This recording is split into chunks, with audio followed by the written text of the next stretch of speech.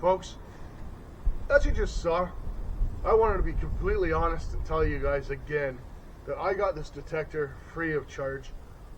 I am doing an honest review on it. My integrity is worth a lot more than a $130 metal detector. That being said, if you see the video and you are interested, I do have a discount code down in the comments. It's ATC15. You can get 15% off. There's one for their site and there's one for Amazon as well. If you're an Amazon member, you can use that one. Save yourself some shipping. Anyways, let's get after it. What is good, folks? It's All Things Country here. Today I'm kind of excited. This company here, Kaiweets, went ahead and they sent me their KGM01 metal detector. It's a base level model, entry level detector. For folks just getting started in the metal detecting game, it came free of charge.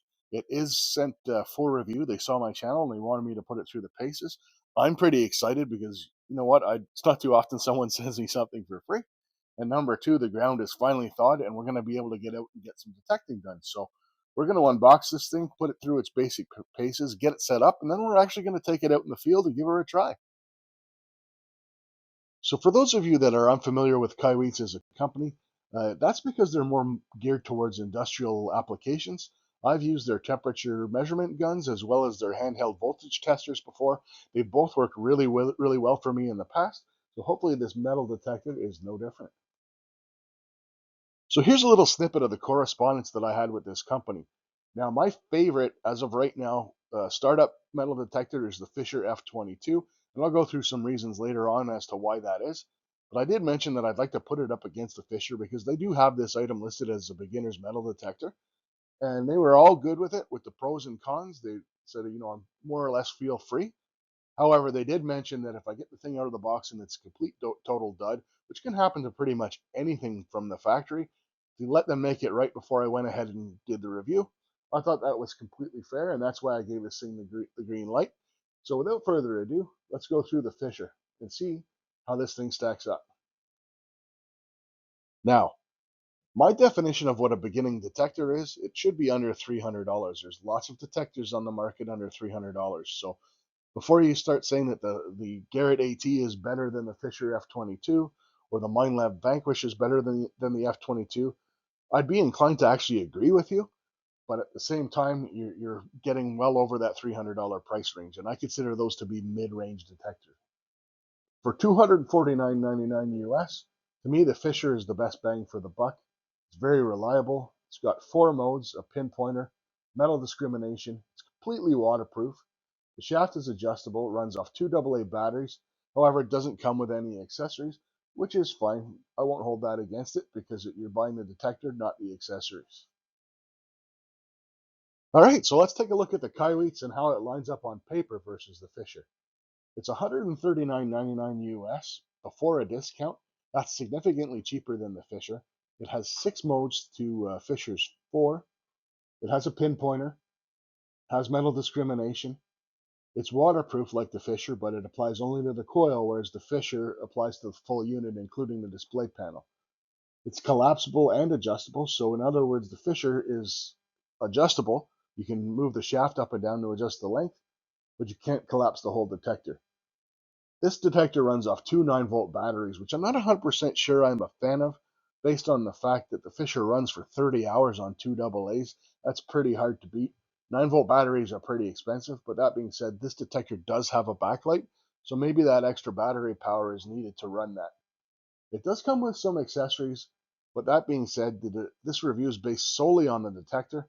The accessories we're just going to consider kind of a bonus because really, if the detector doesn't work, the accessories aren't worth anything anyways.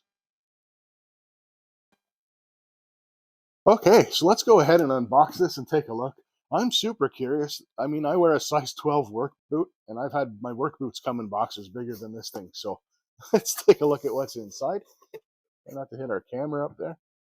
So we have a user manual. This is one of the few user manuals that as a man I will actually keep and probably read. Here is part of the shaft here. Very solid. It's plastic, but yeah, you can hear very solid. A little bit heavy. Get to that later. It does come with some headphones, but the Fisher does not, which is handy. But again, not judging based on accessories. We have a carry backpack here, kind of like a waterproof canvasy type material. That could be handy as well. Two 9-volt batteries just haphazardly kicking around in the box.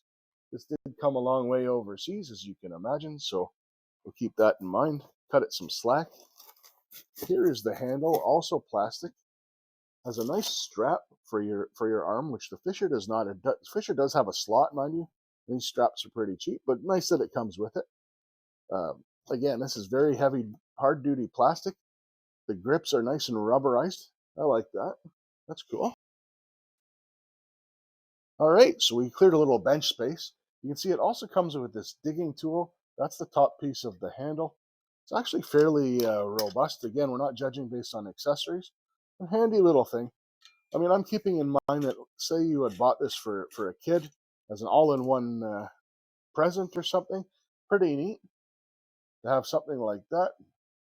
Not sure what they do with the bottle opener, but that being said, open their soda.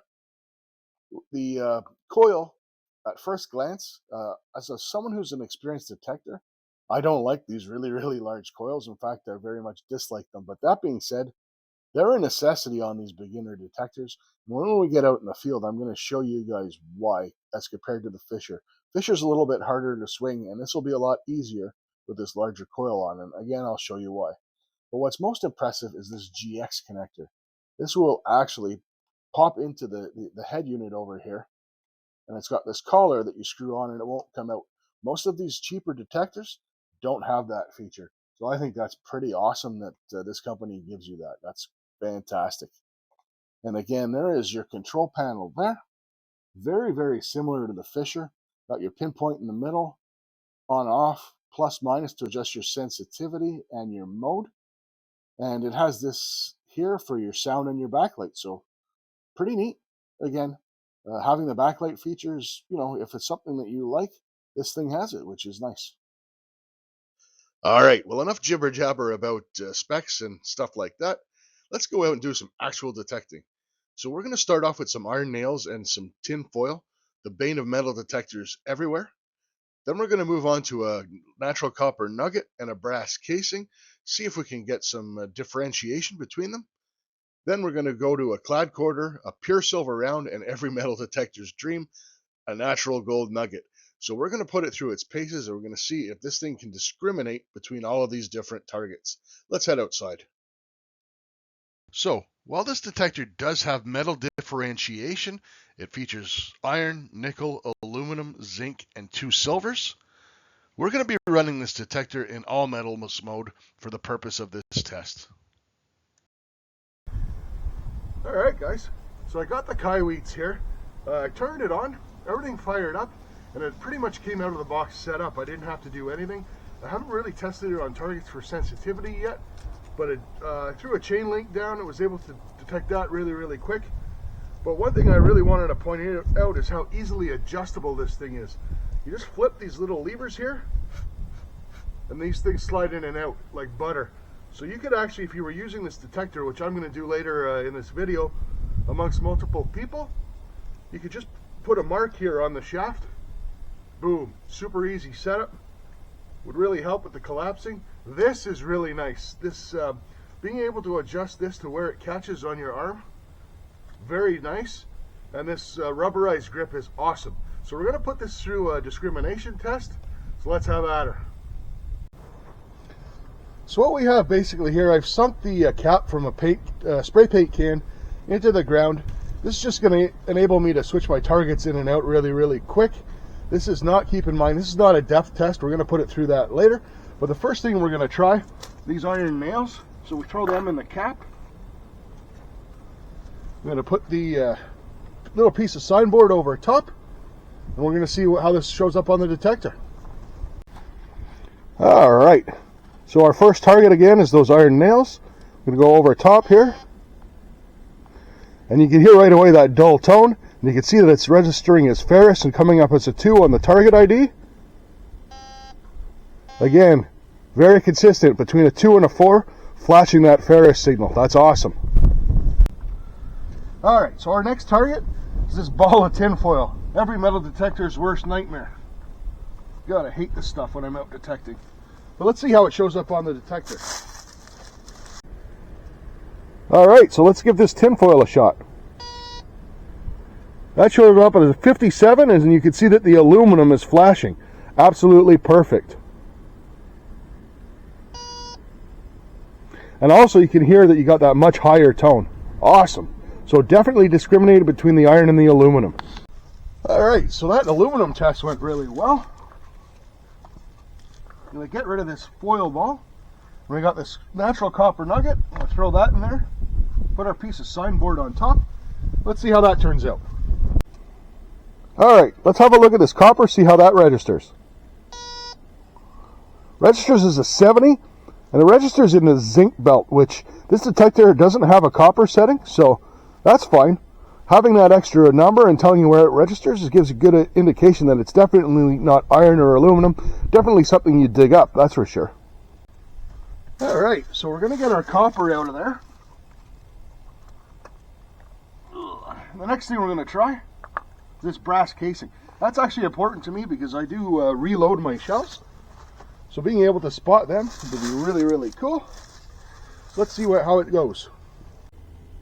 Okay, so let's give that brass casing a shot. So that registers again in zinc with a 68. So right around where copper would register, which is kind of what I would expect. There's a lot of copper in that material, and it differentiates it from the iron and the aluminum, which is really all I need it to do. That's awesome. Alright, so far very, very impressed. But now we're starting to get into the more valuable stuff. We'll get this brass casing out of there. I'm going to throw this Canadian clad quarter in there. See how she goes. Alright, so let's give this Canadian clad quarter a shot. Comes in at 66, registering in the zinc belt, which makes absolute sense. Again, what's most important is this detector has separated the junk from anything that may be worth something. So again, the aluminum's gone, the iron is out. We know that at a 66, that's a target of value. Awesome. Alright, so we've taken our quarter out, and we got this bad boy. 100% pure silver. Drop that in there. Man, I'd love to find that in real life out in the field, wouldn't you? So here goes our pure silver round. And that comes in at an 88 and registers in high silver, just like it should. Alright, the final test. Now, I'm not going to be disappointed if the detector doesn't pick this up, because it only weighs a gram. But we have a 1 gram gold nugget here. Place that in there. Put our signboard over. Fingers crossed, let's see how we do and see what it registers. Alright, so let's see how the gold does. Keep in mind that this is not a gold detector, so I would expect gold like this to detect somewhere in the iron belt, maybe up near nickel, but definitely on between 0 and 60.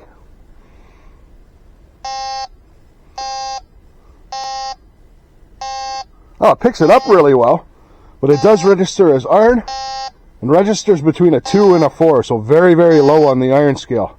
Interesting. Alright, so we're in my favorite shooting area. We're going to be looking for brass casings and whatever else we find. We've got 2 beginning detectors to test out, and I figured what's the best way to test out 2 beginning detectors than with 2 beginning detectors. And here they are. On my right, I've got ATC Junior, and on my left, Giggly over here, ATC Juniorer. We're going to be testing these detectors, trying to find some brass casings and stuff, and then halfway through I'm going to have the boys switch. As for me, I've got my digging knife, and I've got my handheld pinpointer, so Dad's on helping and digging duty. So let's get after it.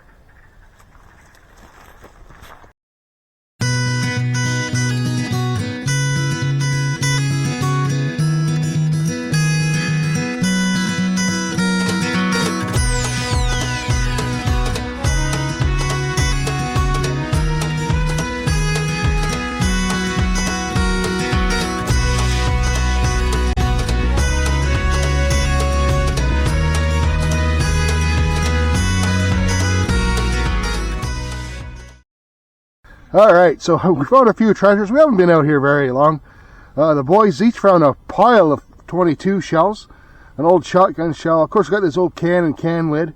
The two coolest finds of the day, we got this bottle cap here we're going to wash off. We got two pieces of metal we haven't identified. We're going to get a better look at those. And Emmett found this penny. I have no idea what year that is. We're going to wash that off and take a look at that as well. All right, so we're back. We checked our penny out. The boys got to try both of them. What did you guys think? What did you think of the new one? Well, I thought it was actually very beginner friendly, because if you look on the monitor thing that they have, it actually shows all the different types of metals, which I think is a good thing. Cool. Emmett, what did you like? I got the same answer. Same answer? Yeah, it is really beginner friendly. The interface is really easy too. What did you dislike about it versus the Fisher? I dislike how heavy it was and how big the end was, because it's hard to actually detect sometimes. But I mean, it did the job, so. Yeah. See, Emmett's getting frustrated because all three of us have the same answer, right? It's really heavy compared to the Fisher. The Fisher is so light. So if you had to swing one all day, you'd definitely pick the Fisher, but you like the interface on the new one better. Yeah, actually. It shows you what you're detecting too, right? Not just the metals, but the actual stuff. Awesome. And Emmett found that cool penny. And it detected pretty deep, eh? I think it detected, like, that penny was down, what, about 8 inches? Yeah. Cool. Well, there you go, folks. All right, so let's talk about the pros and cons of this unit. For the pros, obviously the price point. With the discount code I've got listed below in the video's description, you can get this bad boy for around 120 bucks, and that's almost downright theft for a detector of this quality.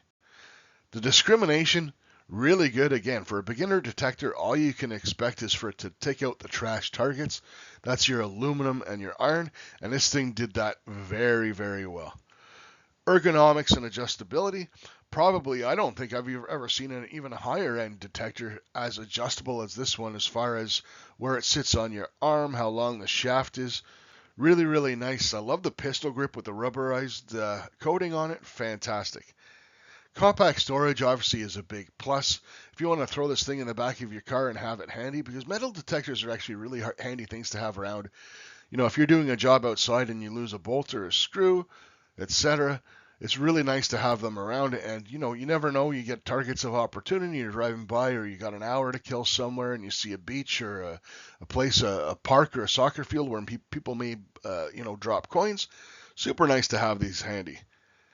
The accessories, well, we said we weren't going to judge the detector based on the accessories, but let's just throw that in as a pro, because they are nice to have, especially that backpack.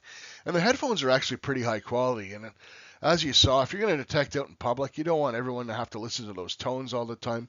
Having those headphones is a big plus.